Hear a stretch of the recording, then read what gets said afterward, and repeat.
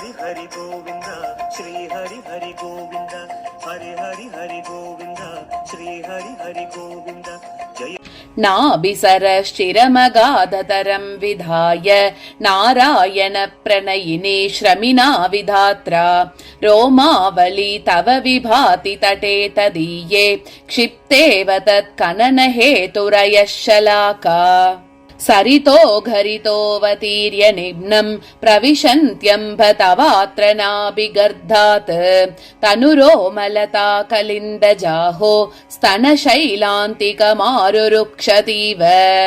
दायादः पितुरेष नाभिकमले दामोदरस्यैधते दातेत्येवमसूय एव जननी प्रेप्सुस्ततोऽप्युच्छ्रयम् नाभीकूपसमुद्धरो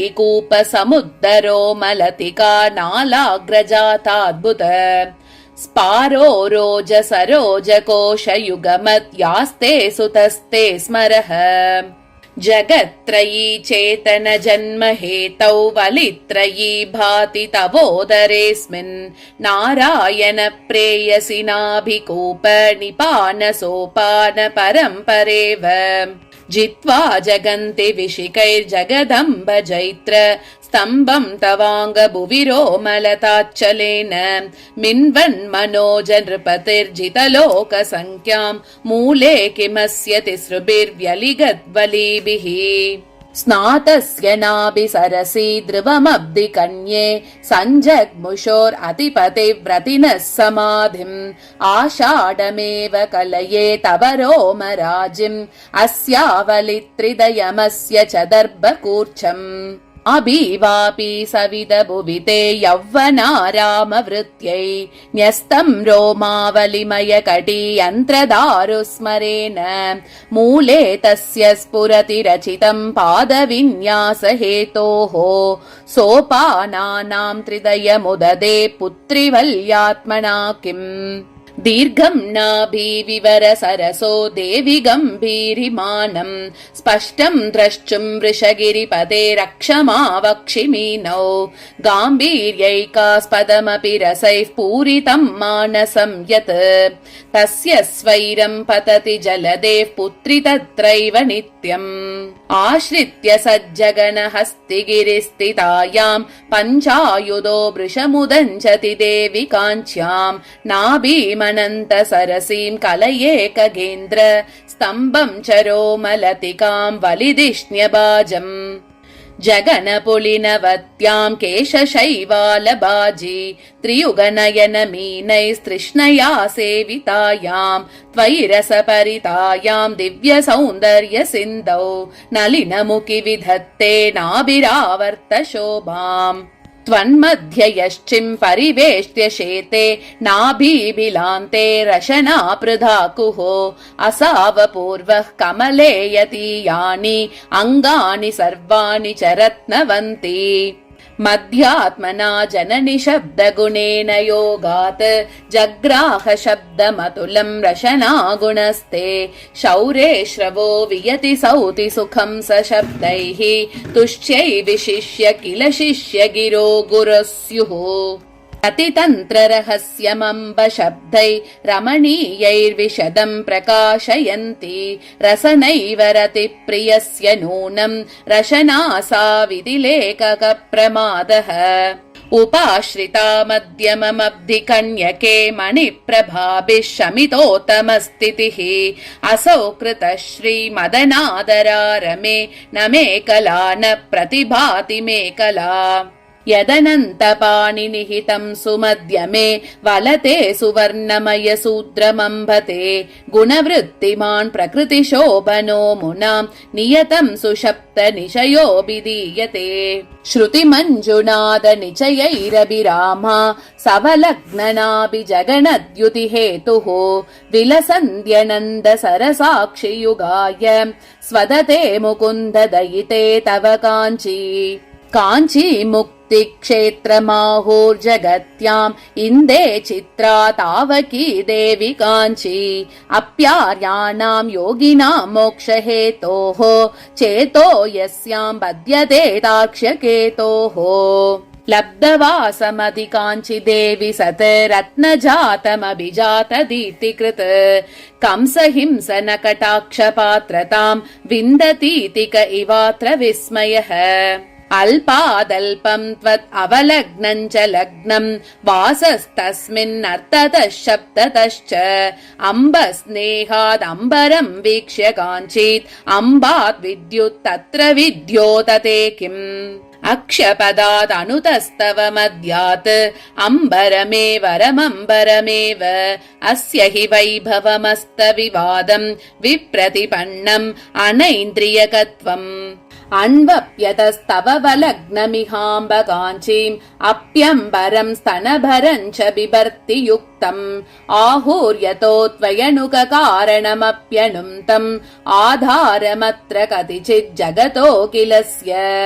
कार्श्यम् दृष्ट्वा कमलनयने नेत्रमेकम् भवत्या दत्तम् मद्यम् प्रति तव पतिस्तत्र तु स्पर्ध एव नेत्रद्वन्द्वम् रुचिरमदिशत् तद्विचित्रम् त्रिनेत्रो जातोऽप्येष प्रतयति कथम् सम्पदम् शम्बरारेः पयोजनाभ प्रियपत्नि विष्णु पदारविन्द व्यपदेशमेव निरीक्ष्य मध्ये नियमेण तत्र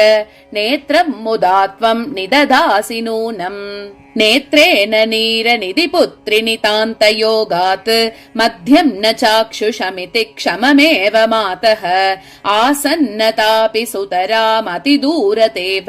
प्रत्यक्षताम् प्रतिरुणद्दियताञ्चनादौ अत्यल्पभावा तव देवि मध्यो हरेः कटाक्षा विषयो यथोऽभूत् अतुल्य कल्याण गुणाश्रयस्यापि अजस्र बन्धोऽस्य किलानुरूपम् सुरासन श्री प्रतने निदानम् उपेन्द्र सन्तोष कृतब्धिकन्ये वलग्नमेतत् रुचिरोरुरम्भा विलग्न नेत्रम् कलये बलग्नम् परमादिषु मातरादिमम् यदिदम् कोशकृदाहमध्यमम् अमरः किल पामरस्ततः स बभूव स्वयमेव मध्यमः अधिकाञ्चिततापि वृद्धिमद्यापि अभिजातः श्रुतिमञ्जुशब्दपङ्क्त्या अतिभङ्गुर एव शून्यवादम् न जहौ माध्यमिकक्रमस्त्वदीयः जननि स्मृति जन्म मूलभूतम् तनुमद्यम् तव सन्ततानुमेयम् तदिहोपनतम् पुरस्तनाङ्गी कृतसद्गौरवदर्शनानुरोधात् न परम् तव रम्यसीतुमित्रम् वचनम् पञ्चमभूतमब्धिकन्ये अपि तु स्फुटमेकलाकलाप प्रसरच्छब्दगुणोज्ज्वलम् वलग्नम् प्रबुद्धदीप्तौ प्रबलागमम् ते हसत्यशेषाम्ब गुरौ नितम्बे अन्ते वसन्तस्य तु मध्यमोऽयम् स्थाने समातिष्ठत शून्यवादम् मकरध्वजराजभद्रपीठम् पुलिनम् भूषणकान्तिरत्न सिन्धोः जलजायतने पृथुत्वदीयम् जगनम् यौवनहस्तिमस्तकम् वा कामाङ्कुशेन कलिदक्षतमच्युतेन पातोति पुत्रि पृतुलम् जगनम् भवत्याः हस्तीन्द्रमस्तकमपूर्वमिदम् यदस्याः हस्तावुभौ लसत ऊरुमिषादतस्तात् करस्तीकर्तुम् याम् भगवति तवोरुश्रियमसौ करी नित्यम् काङ्क्षत् अभिलषति तामेव कदली अधस्तामीर्ष्यातः प्रसवमपि मत्नाति कलभो त्वयोरेकत्रेच्छा जनयति मिथो द्वेषमधिकम् प्रकाशयत् पद्मगृहे मदावः हरेरनेकाकृति नेत्र सम्पदः शुभोरुरम्भात् वयशोभितम् दिवम् जयत्युदारम् जगनस्थलम् तव प्रकृति समदर्शिता मृदूनाम् नितरामुन्नति भाजिनी च केच प्रतते समदा यतस्त्वधूर्वोः करभे देवि वरे च कुञ्जराणाम् करभः कलभः प्रशस्तहस्तः कदली चाप्युरवस्युरम्भकान्त्या ननु तत्र च मुख्यवर्णदैर्घ्यात् कथयन्त्यूरुपदम् त्वदीयसक्नोः तवोरुलक्ष्मीं द्विरताकरस्थां कर्तुं कृताशा मधुपायमत्ताः दिशन्ति दानं तदभीष्टसिद्धिं नापन्नपात्रार्पणतो हि नार्थः असावसारोऽन्तरतीव कर्कशो मलीमसश्चोपरि कौञ्चरः करः इति त्वधूरु हसतो हरिप्रिये करिण्यपास्ते करभस्तु दूरतः विबुधास्तव वर्णयन्ति जङ्गे शरदीदाशरति प्रिये स्मरस्य न वयं बहुमन्महे तदेतत् न हि पृष्टीकुरुते मनोभवसते प्रमिलन्तु शतानि काहलानां शरदीनां समुदेतु वा सहस्रं कमले तव जङ्गयोस्ततः किं शतमन्धा किमवेशितुं क्षमन्ते काहलः कमलमन्दिरे भवत् जङ्गयो श्रियमचूचुरत्यतः तन्यते बहुमुखप्रपञ्जन क्षोभितेन निनतस्ततो मुना तनोति सिन्धोस्तनये मनोज तूणीरशङ्कां तव देवि जङ्गा तद्भानभूतं कमलं तदग्रे पादापदेशेन यदा विरस्ति वृन्देन वृन्दाकरसुन्दरीणां नन्देश्च सूनो सखिवन्दनीये मन्देतरानन्दतु मूलकन्दे वन्दे भवत्याश्चरणारविन्दे यौ यस्य पादौ यदुवर्य भार्ये तस्यैव दृष्टौ गदिदायिनौ तौ चित्रं तदेतच्चरणौ तवेमौ गजेन्द्रयोग्यां दिशतो गतिं नः नलिनायतेन नवं प्रवालं पदयोस्तावकयोर्लवं प्रतीमः अत एष बिभर्ति पल्लवाक्यां भजते पादपशब्दमस्य पाता पदयोर्त्वितयं ननु त्वदीयं भजते स्वामिनि बालमित्ररागम् अत पल्लवरूपमश्नुते तत् प्रतिषेदन्ति हि बालसख्यमार्याः यद्वस्तु यद्गुणवता कलितानुशङ्कं तत्तद्गुणीति विदितं तव पादपद्मे अत्यन्तरागिनि कृतं हृदयं मुनीनां वैराग्यमेव भजतीति विचित्रमेतत् पादान् सहस्रमपि बालसरोजबन्धोः पादद्वयी जयति ते जगदम्बदीप्त्या बंहीयसामपि न सत्वसुहारकानां प्रायो जयः कुवलयार्ति कृतां कुतः स्यात् नव प्रवालाद् अपि कोमलं ते न वन्दते कश्चरणारविन्दं शनैरनैषीदृशदं यदम्भ स्पृशन् शशङ्खं भगवान् विवाहे शुभधरलाक्षमब्ज सुषमायतनं जगतां जननी शुचित् विजय श्रितमिदं पदमास्यमपि परमियतीबिता प्रथमम् अभ्युदयं ददता त्वहिमरुचा समं हिमरुचा चरमं चरमे प्रद्वेष्टि यः पादरुचिं तवाग्रयां तमिन्दिरे द्रष्टुमयोग्यमाहुः दृष्टान्तमत्र प्रदिशित्तदृष्टिम् उद्यन्तमादित्यमुदाहरामः न वर्णतः केवलमीप्सितार्थ दानादपि त्वच्चरणौ सुरागौ श्रियैव नोदञ्चित पद्मजाता विमौ जगत्पूज्यतयापि मातः अजेन्द्र बर्गादिसुरव्रजेडिते भजे तव क्षीरदिजे पदाम्बुजे व्यनक्ति सक्थं यदलक्तकं हरेः उरस्तटे तस्य परत्वमुच्चैः उदार सन्देहमुषं विदन्वति मुदार सन्देहभृतां चिदात्मकं सदारविन्दे व्युदयन्तमिन्दिरे पदारविन्दे हसतः श्रिया तव अपि नीरज स्फुरणहार्यहो रज स्फुरणापहारि पदयोर्द्वयं तव अपि हंसक प्रणयिधूत हंसकं गमनेन पद्मभवने विशोभते कौचिदङ्घ्रिकमले तवाश्रितौ कंसहिंसन पुरन्द्रिहंसकौ मञ्जुलैरकिल रञ्जकौ ऋतैः मानसे विहरते मधुद्विषः राजच्छोभनकाश्रितं शुभकरं राजीवराजी सुहृत् पद्मे गाढतमोहरं तव पदं बालार्कबिम्बं च तत् यत्यप्यम्ब समं तथापि विदितो बेतस्त्वियानेन योः अर्घ्यं संस्कृतमुत्तरस्य कलयन्ताद्यस्य पाद्यं बुधाः तव भगवति वन्दे दिव्यपादारविन्दे सदसि यदभिषेकं शम्भुजम्बारिमुख्याः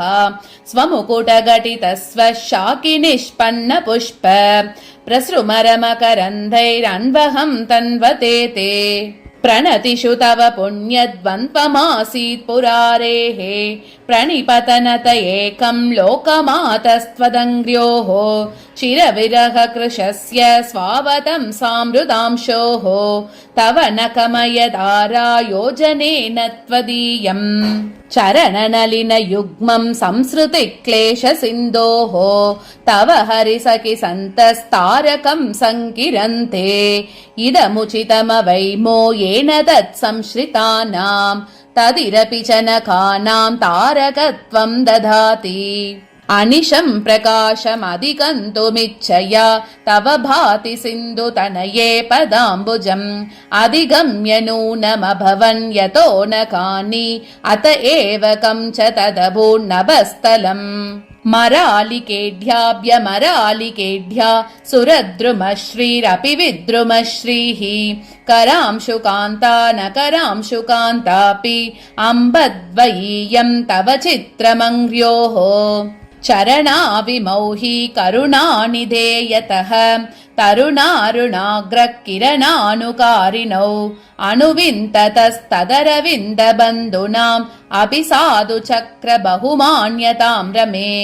पदमाश्रितस्तव पयोधि कन्यके विपदं न जातु भजतीति साम्प्रतम् अपि तत्परागम् मतिमौलिधारयन् अपरागतां व्रजति जन्तुरद्भुतम् श्रितः परागं जरटः शशाङ्गो दृष्टेन तत्त्रयम्बकशीर्षकश्रीः स्पृशन्नपि त्वत्पदयोपरागं न जातु तारुं यमहो जहाति सुराधिमान्यं विदुतोपसर्गं शुभावहं ते मृदुचारुवर्णं पदं रमेयः प्रणमे जपेद्वा दूरादपास्यत् अरमापदं सः पादं त्रपादं तव पङ्कजानां वन्दे भवं देवि तरीतु कामः मस्ते समस्तेडपि मञ्जुलाक्षा रागं परागं वहते यदीयम् पदद्वयं यस्तव देवि सेवते प्रभुश्रितानां द्विपदो भवत्यसौ विदुस्वसस्तद्विमुखस्तु यो नरः चतुष्पदं हन्त वदन्ति तम्बुदाः पदयोस्तवाम्बरागं प्राहुः स्वाभाविकं वयं त्वेनं पुष्कलरागप्रियतम हृदयवसत् उपनतं विजानीमः परमकरावलिरम्या बहुरागदरादरोरुविभ्रमबाक् असि हंसहारि गतिका पद्मे पितृवत् पितृप्रसूवच्च